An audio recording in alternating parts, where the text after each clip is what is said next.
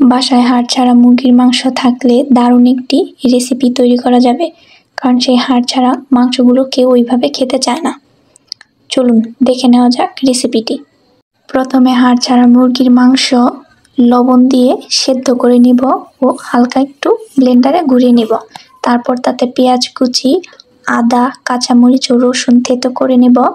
তারপর তার মধ্যে কুচনো কাঁচামরিচগুলো দিয়ে সেদ্ধ আলু, স্বাদমতো লবণ, হলুদের গুঁড়া, মরিচের গুঁড়া, জিরার গুঁড়া ও গরম মশলা গুঁড়া দিয়ে সবকিছু খুব ভালোভাবে মাখিয়ে নিব।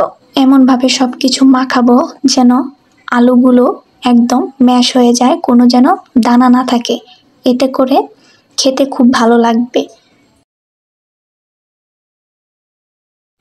মাখানো হয়ে গেলে তারপর ছোট ছোট বলের মতো করে নিয়ে দু হাতে প্রেস করে চ্যাপ্টা করে নিব এবং কাবাবের শেপ দিয়ে নিব।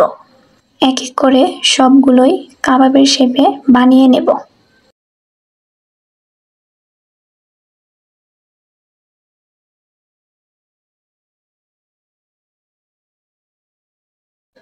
বানানো হয়ে গেলে তারপর একটি বলে একটি ডিম ও 1 চিমটি লবণ দিয়ে তা ফেটিয়ে নেব।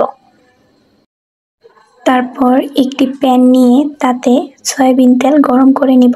এখানে অল্প তেলই ইউজ করব।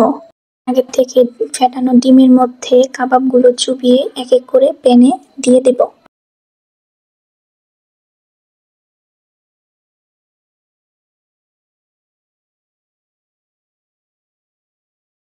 এক সাইড যখন হয়ে যাবে আরেক সাইড উল্টিয়ে লাল লাল করে ভেজে নেব। কম তেল দেওয়ার কারণে কাবাবের শেপটা আসবে এবং খেতে খুব ভালো হবে, খাবারটা অনেক হেলদি হবে। আর কাবাবগুলো একদম মিডিয়াম আঁচে রান্না করতে হবে। আমি সবগুলোই লাল লাল করে ভেজে নিয়েছি।